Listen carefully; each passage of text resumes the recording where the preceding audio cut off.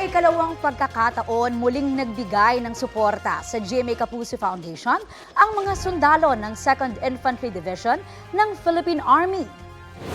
Mahigit 600,000 pisong donasyon ang ibinigay ng 2nd Infantry Division para sa mga kababayan nating nasalanta ng Bagyong Christine. Ang donasyong yan mula sa libo-libong sundalo na buong pusong ibinahagi ang isang araw nilang meal allowance na 150 pesos. Noong Setyembre, nagpaabot din sila ng tulong sa GMA Kapuso Foundation para sa mga nasalanta ng Bagyong Enteng.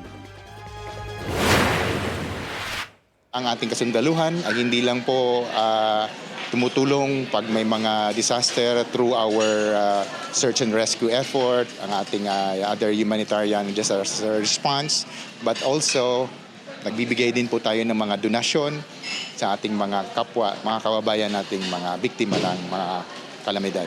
The fact that they will give us what they have saved for aid really means a lot to us. Kasi ang ibig sabihin nun, they really trust us to give the aid to those who most need it. Buong puso po tayong magbayanihan para sa muling pagbangon ng ating mga kababayan. Sa mga nais pang magpaabot ng tulong, maaaring magdeposito sa mga bank account ng GMA Kapuso Foundation o magpadala sa Cebuana Luwilier. Pwede rin online via GCash, Shopee, Lazada, Globe Rewards at Metrobank Credit Card. Ang inyong donasyon ay 100% tax deductible.